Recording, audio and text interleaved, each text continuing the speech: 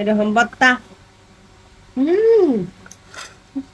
এইরকম ভর্তা মাছ মাংসকে হার মানবে। আসসালামু আলাইকুম এভরিওয়ান, কেমন আছেন আপনারা? রান্না করলে পটল কেউ খেতে চায় না, তাই ভাবলাম পটল দিয়ে আজকে একটা ভর্তা বানিয়ে ফেলি। তো ভাবলাম এই ভর্তাকে আমি একলা খাবো, আমার ফলোয়ারদের সাথে একটু শেয়ার করে নিই। অ্যাকচুয়ালি ভর্তা দিয়ে অনেক ভাত খাওয়া যায়, কিন্তু এই ভর্তা করতে তেমন কষ্ট হয় না। রান্না করতে তো মরিচ মশলা হলুদের গুঁড়ো সবকিছু প্রয়োজন, কিন্তু ভর্তা করতে এত কিছু প্রয়োজন হয় না। ছোটবেলায় আমার আম্মু পটলের কষা দিয়ে একটা রেসিপি তৈরি করত, মানে আমাদের চট্টগ্রামের ভাষায় বলতাম মরিচ কোলা। তো আমি এগুলো আবার পরিষ্কার করে নিচ্ছি, এরপর আমি ছোট ছোট করে কেটে নিচ্ছি। আপনারা চাইলে এর চেয়ে ছোট কাটতে পারেন। আমি কিন্তু জীবনে ফার্স্ট বানাচ্ছি এই ভর্তা, অনেক মজা। আপনি যদি এরকম ভর্তাকে যদি মানে ব্র্যান্ড করে ফেলেন, এটা কিন্তু আরো স্বাদ দ্বিগুণ হয়ে যায়। যে কোনো ভর্তার মধ্যে যদি আপনি রসুন দেন, তাহলে ভর্তার স্বাদটা কিন্তু দ্বিগুণ হয়ে যায়। তো এই পটলগুলো আমি ভালোভাবে ভেজে নিব, যাতে ভালো করে সিদ্ধ হয়ে যায়। এখানে আমি শুকনো লঙ্কা নিয়েছি,